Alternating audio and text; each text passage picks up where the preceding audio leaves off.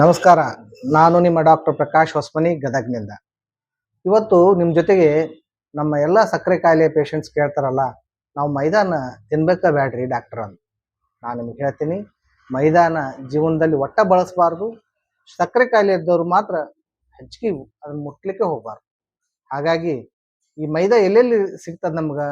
ನಾವು white bread ಅಂತ ತಿಂತೀವಲ್ಲ, cake ತಿಂತೀವಿ, ಪ್ಯಾಸ್ಟ್ರೀಸ್ ತಿಂತೀವಿ, ಬಿಸ್ಕೆಟ್ ತಿಂತೀವಿ, ಕುಕ್ಕೀಸ್ ತಿಂತೀವಿ, ನೂಡಲ್ಸ್, ಪಾಸ್ತಾ, ಸಮೋಸ, ಪೂರಿ ಈ ಥರದ್ರಲ್ಲೆಲ್ಲ ಮೈದಾನ ಹೆಚ್ಚು ಬಳಸ್ತಾರೆ. ಹಾಗಾಗಿ ಮೈದಾನ ಬಳಸಬೇಡ್ರಿ.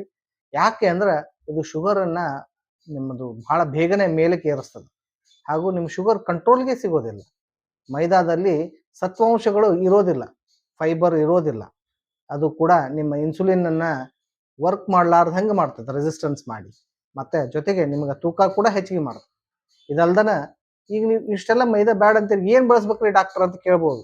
ನೋಡ್ರಿ, ಮೈದಾ ಬದಲು ಗೋಧಿ ಬಳಸ್ರಿ, ಸಜ್ಜಿ ಬಳಸ್ರಿ, ನವಣಿ ಬಳಸ್ರಿ, ರಾಗಿ ಬಳಸ್ರಿ, ಜೋಳ ಬಳಸ್ರಿ, ಅಥವಾ ಜವೆ ಗೋಧಿ ಅಂತೀವಿ ಅದನ್ನು ಬಳಸ್ರಿ.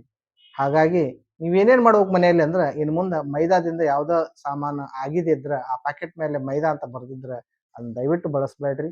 ಆದಷ್ಟು ಮನೆಯ ಊಟವನ್ನ ಮಾಡ್ರಿ. ಜೊತೆಗೆ ಮೈದಾದ ಬದಲಾಗಿ ಈ ನಾ ಏನು ಹೇಳಿದ್ನಲ್ಲ, ರಾಗಿ ಆಗಲಿ, ನಮ್ಮ ಗೋಧಿ ಆಗಲಿ, ಜೋಳ ಆಗಲಿ ಅವನ್ನ ಬಳಸ್ರಿ. ಇದರಿಂದ ನಿಮ್ಮ ಶುಗರ್ ಕಾಯಿಲೆ ಕೂಡ ಸಂಪೂರ್ಣ ನಿಯಂತ್ರಣದಲ್ಲಿ ಬರ್ತದೆ. ನಮಸ್ಕಾರ.